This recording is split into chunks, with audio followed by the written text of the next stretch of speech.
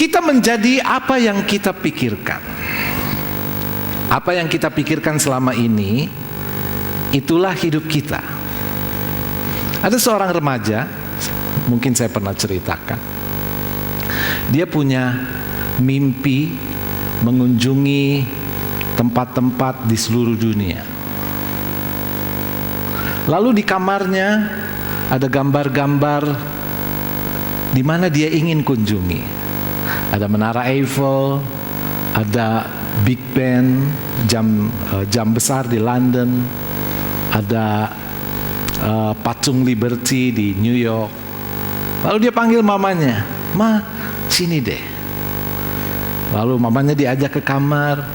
"Mama, coba lihat gambar-gambar ini." "Oh iya, anakku. Kenapa?" "Aku ingin pergi ke sana." Mamanya bilang, "Aduh anakku," dia orang di Jakarta, "anakku, ke Tangerang saja kita mesti nabung 2 minggu baru bisa pergi. Apalagi ke Perancis. Kita orang miskin, kita mana bisa pergi ke situ."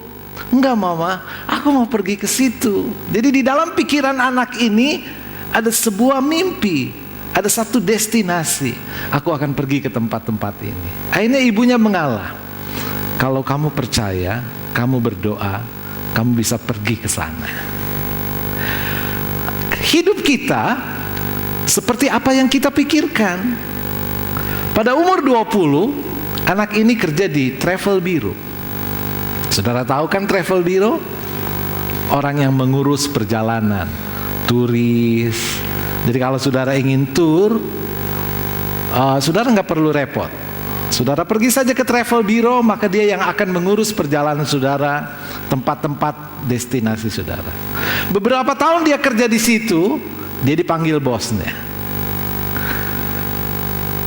3 bulan depan kamu pergi ke Prancis. Kaget dia. Kamu pimpin satu tim tur Eropa. Jadi dia betul-betul pergi ke Prancis, dia betul-betul pergi ke Menara Eiffel, dia betul-betul pergi ke jam besar di London. Dan waktu dia sampai di Menara Eiffel, yang pertama dia telepon adalah ibunya. "Mama, aku ada di Menara Eiffel."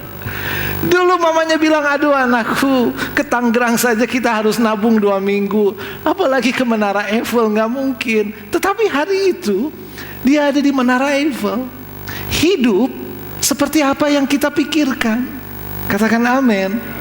Kalau saudara berpikir saudara akan menjadi besar, maka itulah hidup saudara nanti. Kalau saudara pikirkan saudara akan menjadi orang yang diberkati, orang yang akan memberkati, orang yang akan memiliki power yang besar, maka seperti itulah hidup saudara. Hidup tidak lebih besar dari apa yang kita pikirkan.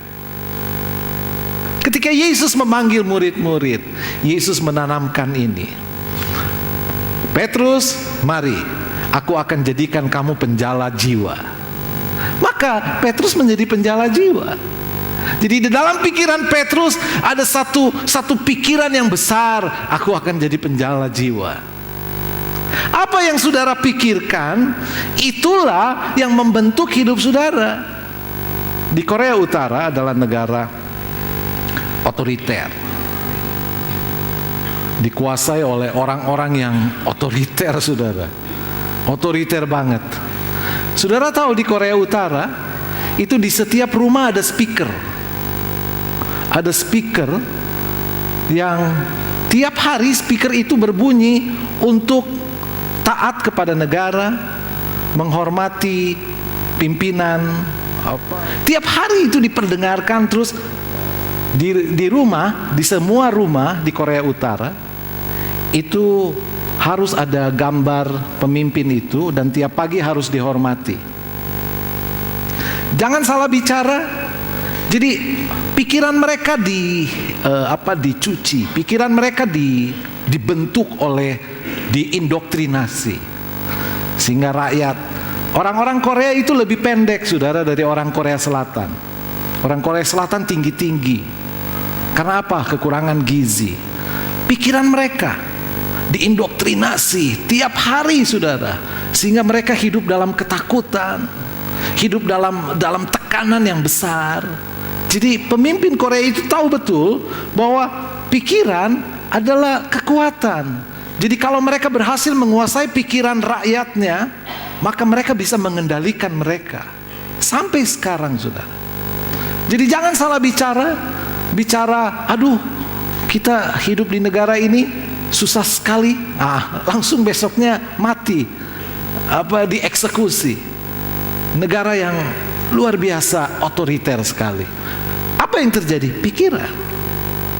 Jadi apa yang kita pikirkan, itulah hidup kita nanti. Hidup kita sekarang. Kalau kita berpikir Tuhan saya besar, maka saya akan diberkati. Itulah yang akan terjadi. Katakan amin. Kalau kita berpikir masa depan saya besar dan Tuhan akan membawa kita ke masa depan itu, itulah yang akan terjadi. Ketika Tuhan memanggil Moses atau Musa, ketika Tuhan memanggil Musa nabi besar, tongkat diangkat, laut terbelah, saudara.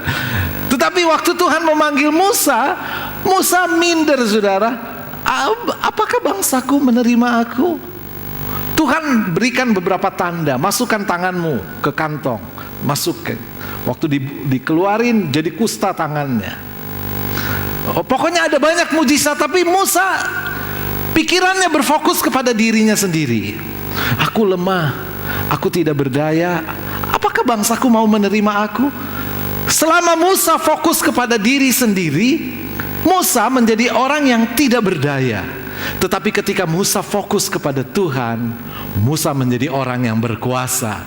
Ketika saudara fokus kepada diri sendiri, siapa sih saya? Saya ini gembala kecil, saudara. Siapa sih saya? Saya ini tidak punya apa-apa. Maka saya akan menjadi gembala yang tidak punya visi. Gembala yang siapa sih saudara? Saudara akan menjadi pengusaha yang kalau saudara fokus kepada diri sendiri, tetapi ketika saudara fokus kepada Tuhan, saudara akan lihat berbagai keajaiban akan terjadi dalam hidup kita. Katakan amin. Jadi fokus kepada Tuhan. Pikiran yang fokus kepada Tuhan adalah pikiran yang akan Tuhan bawa kepada hal-hal yang besar. Tetapi ketika pikiran kita fokus kepada diri sendiri, maka ingat, ada self-concept, ada self-esteem. Engkong saya miskin, papa saya miskin, saya juga harus miskin. Itu pikiran yang berfokus kepada diri sendiri. Tapi pikiran yang berfokus kepada Tuhan, saya akan melakukan perkara-perkara besar. Gideon membawa ribuan tentara. Dia bangga, dia fokus kepada kekuatan sendiri. Tapi Tuhan berkata, Gideon, siapa yang takut pulang. Maka setengahnya pulang, saudara, tentara itu pulang. Siapa yang baru kawin pulang, saudara. Siapa yang baru beli mobil pulang. Siapa yang baru beli rumah pulang. Setengahnya pulang. Lalu Tuhan bilang, Gideon, masih kebanyakan, bawa mereka minum. Semua yang minum benar, itulah yang dipilih. Sebagian suruh pulang, udah yang lain pulang. Sisanya 300, saudara. 300 orang, just 300. 300 orang melawan ribuan orang, mana mungkin? Awalnya Gideon bangga, dia berfokus kepada kekuatan. Saya orang kuat. Ketika dia lihat ke belakang, ribuan tentara mendukung dia. Tapi Tuhan menyaring terus. Akhirnya tinggal 300. Apa maksud Tuhan? Tuhan tidak mau Gideon berfokus kepada kekuatannya. Tuhan mau Gideon berfokus kepada kuasa Tuhan. Tuhan mau kita berfokus kepada kuasa Tuhan. Ketika saudara sakit, biasanya kita berfokus kepada diri sendiri. Aduh, sudah tidak harapan. Fokuslah kepada kuasa Tuhan. Maka saudara akan melihat kuasa Tuhan akan terjadi dalam hidup saudara. Sekecil apapun kekuatan saudara, kalau saudara berfokus kepada kuasa Tuhan, maka saudara akan mengalahkan musuh kita yang terbesar sekalipun. Penyakit, kemiskinan, apa saja.